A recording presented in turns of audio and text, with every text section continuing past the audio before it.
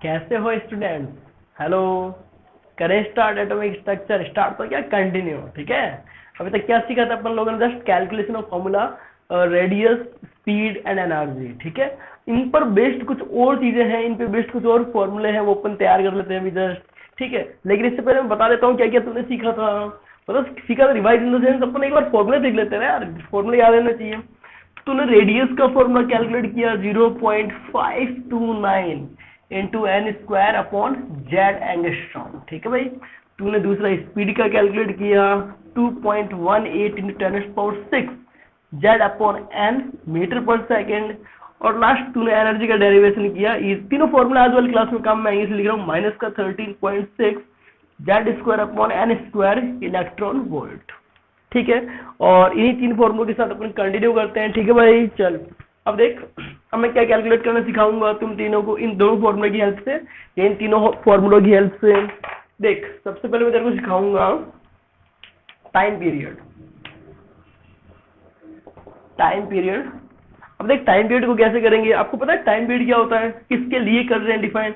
ये तो न्यूक्लियस है, न्यूक्लियस के चारों जो इलेक्ट्रॉन रिवॉल्व कर रहा है, इसके टाइम पीरियड की बात कर रहे हैं। तो इसका टाइम पीरियड आएगा क्या, कितना टाइम लगा, टाइम पीरियड में कितना टाइम लगता है।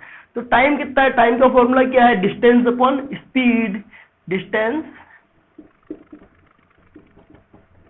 Upon speed. ये तो टाइम का फॉर्मूला आज तक आपने देखा है, यही काम में अपन यहाँ लेंगे। टाइम पीरियड इज डिस्टेंस कितनी ट्रेवल कर रहा है, सर्कल कंप्लीट करेगा तो 2 पाई आर डिस्टेंस ट्रेवल कर चुका होगा। तो 2 पाई आर इसके सरकमफेरेंस इसके परिधि के बराबर, ठीक है भाई। उसके बाद में इसकी स्पीड जो है, स्पीड आप क्या मान रहे हो, v स्पीड मान लो, ठीक है। तो टाइम पीरियड का फॉर्मूला में क्या आ जाएगा, 2 पाई। आर का फॉर्मूला क्या लिखा था, जो भी आप तो सिर्फ प्रोपोर्शनलिटी में काम करते हैं, पर केवल प्रोपोर्शनलिटी निकालते हैं। तो time period proportional to R upon V नहीं आ जाएगा कि 2 पाई कांस्टेंट वैल्यू है। और ये सारे के सारे वैल्यू अपन जेड और एन की टर्म में बात करें तो आर क्या होता है, N square by Z divide by V क्या होता है, जेड बाई एन। और ओवरऑल टाइम पीरियड की प्रोपोर्शनलिटी देखें तो टाइम पीरियड प्रोपोर्शनल टू क्या आ जाएगा, N cube upon Z square. ये प्रोपोर्शनल, अब देख time period 1 upon time period 2 is equal to n1 cube upon n2 cube z2 square upon z1 square. ये फॉर्मूला बहुत बारी काम में लूंगा मैं। तो ये फॉर्मूला किसके लिए बना दिया, टाइम पीरियड के लिए। और जैसे मैंने टाइम पीरियड का फॉर्मूला बनाया, वैसे मैं चर्चा कर सकता हूँ फ्रीक्वेंसी का। फ्रीक्वेंसी आपको पता है क्या होती है, एफ। यहाँ पर एफ लिखता हूँ क्योंकि अपन वो फ्रीक्वेंसी फोटोन की बात नहीं कर रहे, इलेक्ट्रॉन की फ्रीक्वेंसी की बात कर रहे हैं, जिस फ्रीक्वेंसी को रिवॉल्व कर रहा है। तो फ्रीक्वेंसी हमेशा टाइम पीरियड के इनवर्स होता है ना, 1 upon time period, 1 upon time period, ठीक है। तो आप लोग जो फॉर्मूला फ्रीक्वेंसी का देख रहे था टाइम पीरियड का इनवर्स कर दो, तो फॉर्मूला क्या बन जाएगा भाई, फॉर्मूला बन गया f1 upon f2 is equals to, अब इसका रिवर्स किया तो n2 cube upon n1 cube dot z1 square upon z2 square. ये फ्रीक्वेंसी के लिए काम में आएगा फॉर्मूला, ठीक है। तो सिंपल सा है, टाइम पीरियड का कर लिया तो उसकी हेल्प से फ्रीक्वेंसी तक पहुंच गया। अब कुछ एग्जांपल्स लेते हैं इन दोनों पे बेस्ड। इवन रेडियस का भी अपन ने तक कोई एग्जांपल नहीं किया अभी तक, उसका भी 1-2 एग्जांपल ले लेते हैं बच्चों। चलो कुछ एग्जांपल कर लेते हैं, सिंपल से रेशियो वाले एग्जांपल है जो पेपरों में बनते हैं। चलो ठीक है, दो टाइप के क्वेश्चन आते हैं, दोनों टाइप की वैरायटी बताता हूँ आपको। एग्जांपल देखो, एक तो रेशियो वाले आते हैं, जैसे आर ऑफ फर्स्ट में देखो दो मेरे सिंबल है, फिक्स तरीका है। यहाँ पर लिखूंगा मैं एन की वैल्यू और यहाँ पर लिखूंगा मैं जेड, ठीक है। ये एक पैटर्न है, चाहे वेलोसिटी है, स्पीड है, जो भी है। R1 of hydrogen is to R1 of helium plus is to R1 of lithium plus 2। एक ही रेशो निकालने के लिए बोल दिया। दूसरा speed of hydrogen is to 1 मतलब फर्स्ट सेल की, speed of second shell of hydrogen is to speed of third shell of hydrogen, ठीक है। एक और दे दिया मेरे को, R2 minus R1 of hydrogen is to R3 minus R2 of hydrogen is to R4 minus R3 of hydrogen. तो ये तीनों न्यूमेरिकल अपन लोग, सॉरी फॉर हाइड्रोजन, ठीक है। ये तीनों न्यूमेरिकल करके दिखाते हैं। आप लोग पहले ट्राई कर लो ताकि मैच करो आपके रेशियो सही आ रहे हैं गलत आ रहे हैं, मेरे को तो करना ही है, मेरे पैसे इस चीज के लेने हैं, ठीक है, तुम लोग ट्राई करो। चलो इस चीज के देखो, पहले ट्राई करते हैं। तो इसमें देखो क्या है, R1। पहले तो ये देख लो क्या चीज सेम है क्या डिफरेंट है। रेडियस किसके प्रोपोर्शनल है, radius proportional to R square by Z के, ठीक है। तो इन तीनों जेड चेंज हो रहा है जबकि एन सेम रह रहा है, तो अपना फॉर्मूला क्या काम आएगा, R proportional to 1 by Z नहीं आ जाएगा क्या। तो इसमें 1/Z1 is to 1/Z2 is to 1/Z3, तो 1/1 is to 1/2 is to 1/3 answer आ गया। आगे बात समझ में, इसके लिए काम कर लेते हैं। V जो है proportional to Z by N होता है, लेकिन इसमें क्या सेम रह रहा है या डिफरेंट रहा है, डिफरेंट रख दो कोई दिक्कत नहीं है। इसमें Z जो है वो सेम है और डिफरेंट क्या रह रहा है, N का वैल्यू, तो V प्रोपोर्शनल टू क्या आ जाएगा 1/N, बस आ गया इसका भी answer. 1/1 is to 1/2 is to 1/3, ये इत्तेफाक ये दोनों का आंसर सेम आ गया, ऐसा जरूरी नहीं हमेशा हो, ठीक है। अब देख इसमें Z सबका सेम है लेकिन डिफरेंट क्या है N, तो R proportional to N square है, तो इसमें क्या हो जाना है, देखो N2 का स्क्वायर माइनस N1 का स्क्वायर, तो ये N2 N1 है, तो 4 - 1 is 2। अब देख क्या है, 9 माइनस क्या करेगा 4 is to 16 - 9, ठीक है। तो ये कितना आ गया भाई, ये आ गया 3, ये 5, ये 7, तो 3:5:7 ये रेशो आ गया, कैलकुलेट कर लिया। अब एक और ऐसा क्वेश्चन कर लेते हैं इसी टाइप का, देख लो तो हो गया। एनर्जी करके देख लेते हैं, समझ आ रही है बात। एनर्जी के 2 क्वेश्चन कर लेते हैं तो एक आइडिया लग जाए किस तरह से अपने काम करना है, ठीक है भाई। चलो एनर्जी करते हैं। एनर्जी के लिए सिंपल सा E first of hydrogen is to E first of helium plus is to E first of lithium plus 2, ठीक है भाई। इसको सॉल्व करते हैं। एक और एग्जांपल दो एक साथ ले लेते हैं।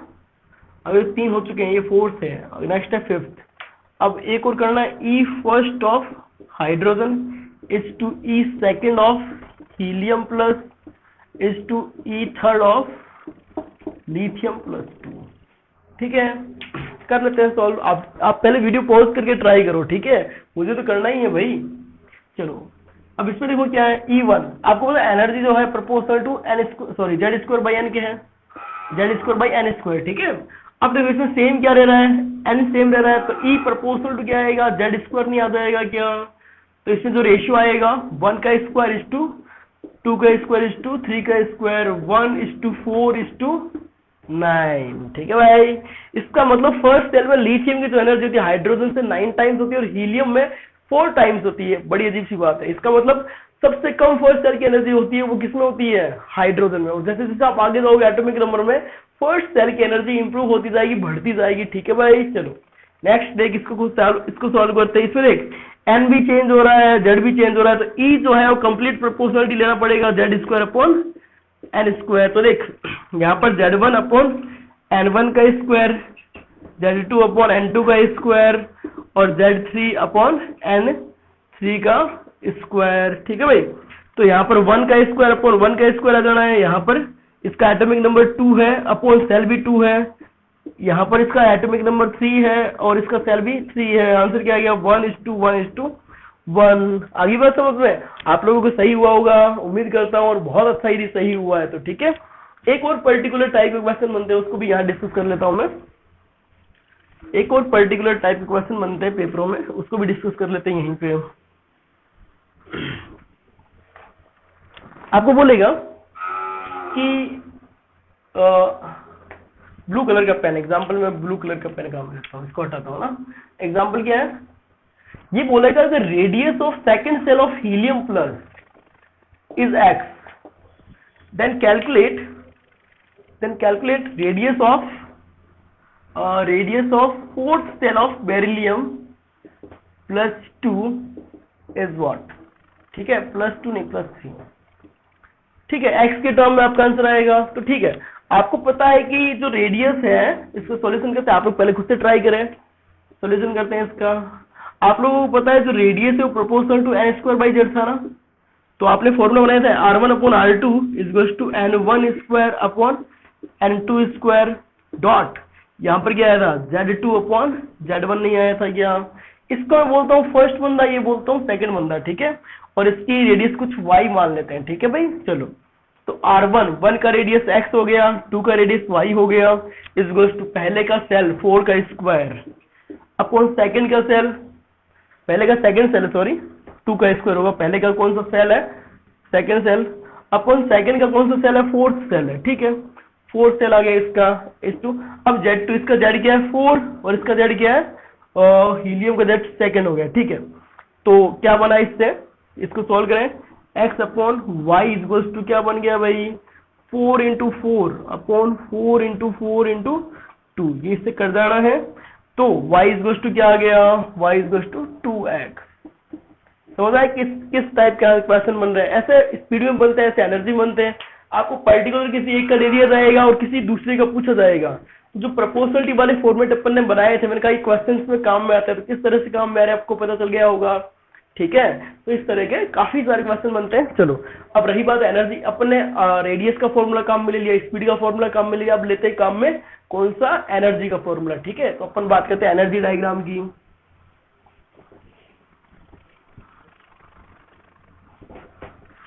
देखो एनर्जी डायग्राम क्या है, देखो एक सेकंड, एनर्जी डायग्राम के कुछ डेटा चाहिए होंगे, देख लेते हैं। चलो एनर्जी डायग्राम क्या है देख लो, next heading is energy diagram.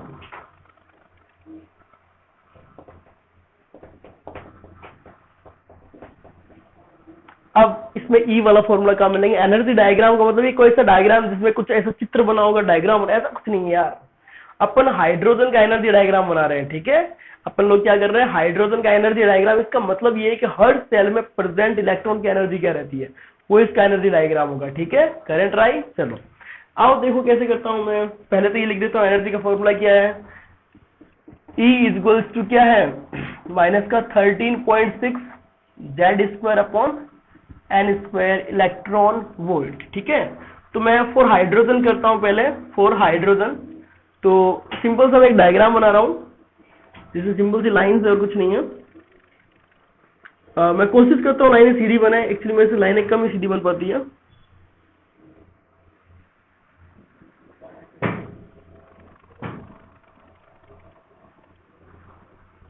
चलो अब आप लोगों को लग रहा होगा सर ने यार ये गैप थोड़ा कम ज्यादा क्यों रखा है, पहले काफी ज्यादा रख दिया गैप, फिर गैप कम करते गए, ऐसा क्यों। ये गलती से नहीं हुआ यार, मैं इतनी बड़ी गलती भी नहीं करता, ठीक है। हो जाती है छोटी मोटी गलती, पर ये गैप जो रखा मैंने जानबूझ के रखा है, ये गैप इतना कम ज्यादा, ठीक है। तो देख फर्स्ट सेल की एनर्जी निकाल, तो इसमें तो ये हाइड्रोजन के लिए तो फिक्स हो गया, अब वैल्यू चेंज होगी एन की। तो फर्स्ट सेल के लिए आप एनर्जी निकालो, कितनी आएगी माइनस का 13.6 इलेक्ट्रॉन वोल्ट, ठीक है। सेकंड के लिए निकाल कितना आएगा माइनस का 3.4 इलेक्ट्रॉन वोल्ट, थर्ड के लिए निकाल कितना आएगा माइनस का 1.51 इलेक्ट्रॉन वोल्ट, फोर्थ के लिए निकाल कितना आएगा माइनस का 0.85 इलेक्ट्रॉन वोल्ट, और फिफ्थ के लिए कितना आएगा माइनस का 0.544 इलेक्ट्रॉन वोल्ट। ये हर किसी सेल की एनर्जी रिप्रेजेंट करना एनर्जी डायग्राम है। और धीरे धीरे इसका जो गैप है वो धीरे धीरे कम होता जा रहा है। वैसे अपने को पता कैसे चलेगा, डिफरेंस से। इन दोनों का एनर्जी डिफरेंस कितना है चेक कर, इन दोनों का एनर्जी डिफरेंस कितना है 10.2, लेकिन इन दोनों का एनर्जी डिफरेंस कितना है 1.89 इलेक्ट्रॉन वोल्ट। इलेक्ट्रॉन वोल्ट, बस इतना सा कहना चाह रहा हूं कि एनर्जी जो डिफरेंस है वो धीरे धीरे कम होता जा रहा है, ठीक है। इन दोनों का डिफरेंस कितना है देख, इन दोनों का डिफरेंस है 12.09 इलेक्ट्रॉन वोल्ट, और इन दोनों का डिफरेंस कितना है, ये मुझे याद है वैल्यूज 12.75 इलेक्ट्रॉन वोल्ट, और ये तुम्हें भी याद होनी चाहिए। और इन दोनों का डिफरेंस कितना है 0.66 इलेक्ट्रॉन वोल्ट। और ये जितने वैल्यूज मैंने याद की वो सारी वैल्यूज आपको याद होनी चाहिए, क्योंकि नेक्स्ट जो टॉपिक है अपना ट्रांजिशन ऑफ इलेक्ट्रॉन, वहां पर ये सब वैल्यूज काम में आनी होती है। याद नहीं है तो मजा नहीं आएगा क्वेश्चन करने में, ठीक है भाई। चल अब इधर देख मैं क्या कर रहा हूं। अब ये मैंने किसके लिए बनाया, हाइड्रोजन के लिए। हाइड्रोजन का फर्स्ट सेल का एनर्जी, सेकंड सेल का एनर्जी, थर्ड सेल का एनर्जी, फोर्थ सेल का एनर्जी, फिफ्थ सेल का एनर्जी लिखा।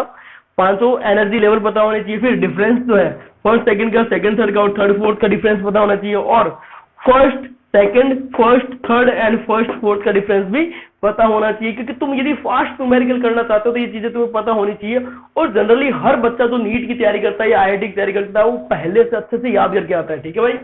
तो ये एनर्जी डायग्राम। अब मैं चाहता हूं ये एनर्जी डायग्राम जो हाइड्रोजन के लिए बना है वो किसी other helium, lithium, beryllium for any other atom, किसी भी एक सिंगल इलेक्ट्रॉनिक एटम के लिए बात चर्चा करना चाहता हूं, तो कैसे करूंगा? देख, जो फर्स्ट सेल की एनर्जी कैलकुलेट करूंगा तो यहाँ पर तो 1 रहेगा, कोई दिक्कत नहीं है, लेकिन यहाँ पर 1 की जगह यदि हीलियम बात कर रहे हैं तो 2 नहीं आ जाएगा क्या? लिथियम 3 आ जाएगा, 4 आ जाएगा।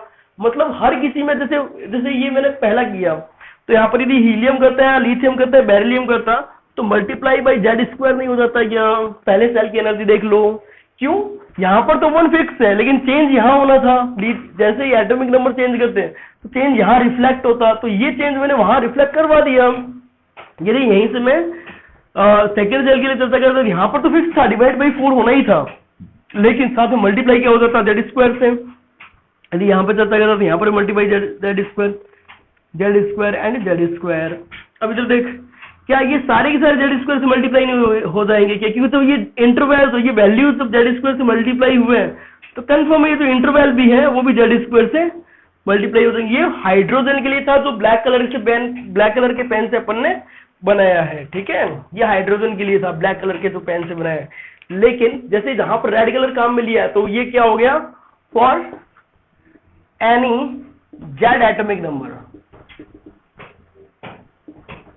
मतलब किसी भी एटॉमिक नंबर Z के लिए यदि मेरे को डायग्राम बनाना है तो Z² से मल्टीप्लाई कर। अब ये जो डायग्राम बना है वो सब के लिए hydrogen, helium, lithium, beryllium, boron, carbon, nitrogen, जो भी सिंगल इलेक्ट्रॉनिक स्पीशीज है, आप सब में काम में ले सकते हो। कैसे काम में ले सकते हो? सिर्फ Z² से मल्टीप्लाई करना है यार। अरे ये ट्रिक समझ लो मैंने कैसे काम में ली। और इससे फायदा ये होगा कि तुम्हें केवल हाइड्रोजन का याद नहीं है, तेरे को सब याद है, तेरे को सारे याद कर लिए यार।